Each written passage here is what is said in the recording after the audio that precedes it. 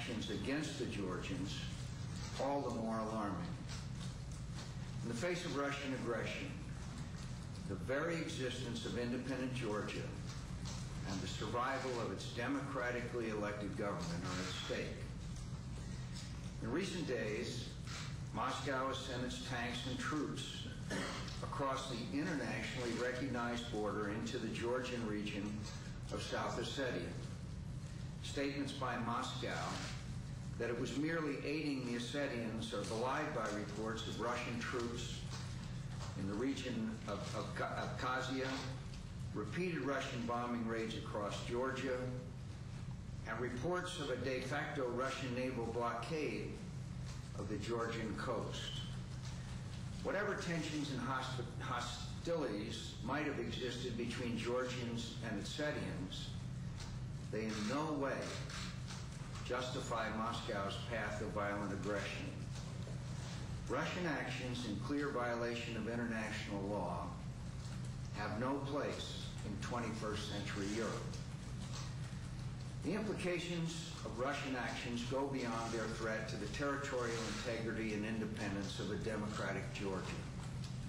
Russia is using violence against Georgia, in part, to intimidate other neighbors, such as Ukraine, for choosing to associate with the West and adhering to Western political and economic values. As such, the fate of Georgia should be of grave concern to Americans and all people who welcome the end of a divided Europe and the independence of former Soviet republics. The international response to this crisis will determine how Russia manages its relationships with other neighbors.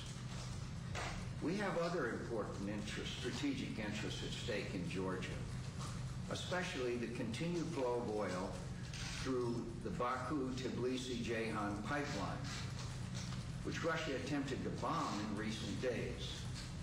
The operation of a critical communication and trade route from Georgia through Azerbaijan and Central Asia, and the integrity and influence of NATO, whose members reaffirmed last April the territorial integrity, independence, and sovereignty of Georgia.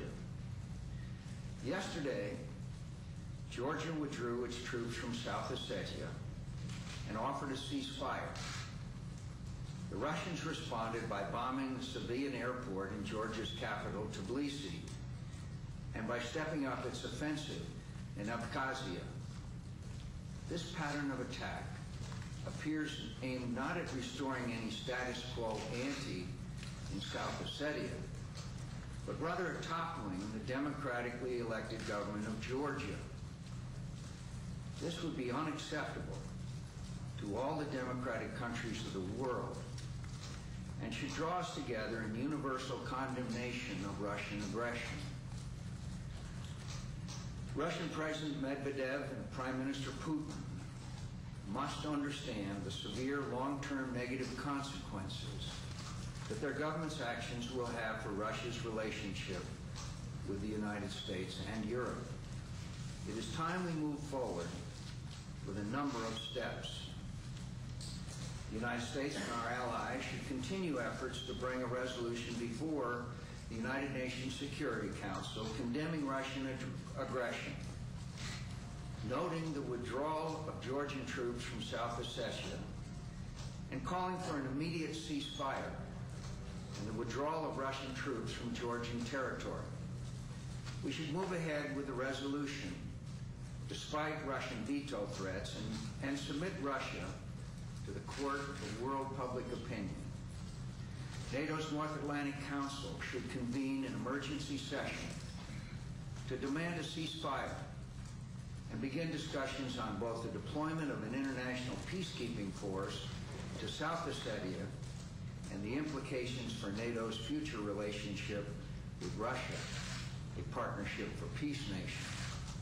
NATO's decision to withhold a membership action plan for Georgia might have been viewed as a green light by Russia for its attacks on Georgia, and I urge the NATO allies to revisit the decision.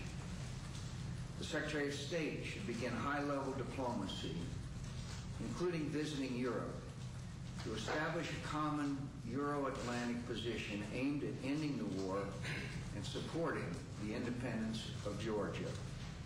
With the same aim, the United States should coordinate with our partners in Germany, France, and Britain to seek an emergency meeting of the G7 foreign ministers to discuss the current crisis. The visit of French President Sarkozy to Moscow this week is a welcome expression of transatlantic activism. Working with allied partners, the U.S. should immediately consult with the Ukrainian government and other concerned countries on steps to secure their continued independence.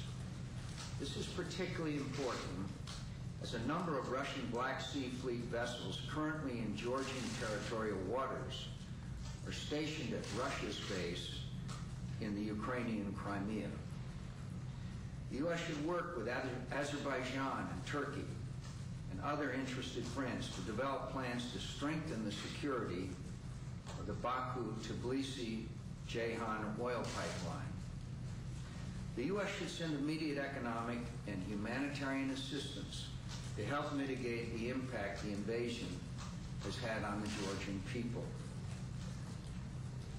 Our united purpose should be to persuade the Russian government to cease its attack, draw its troops, and enter into negotiations with Georgia. We must remind Russia's leaders that the benefits they enjoy from being part of the civilized world require their respect for the values, stability, and peace of the world. World history is often made in remote, obscure countries. It's being made in Georgia today. It's the responsibility of the leading nations of the world to ensure that history continues to be a record of humanity's progress toward respecting the values and security of free people. Senator, you talked a lot about the diplomatic. Any military preparedness? This is the total of my recommendations for right now. Thank you. Thank you. That was John McCain talking about Georgia.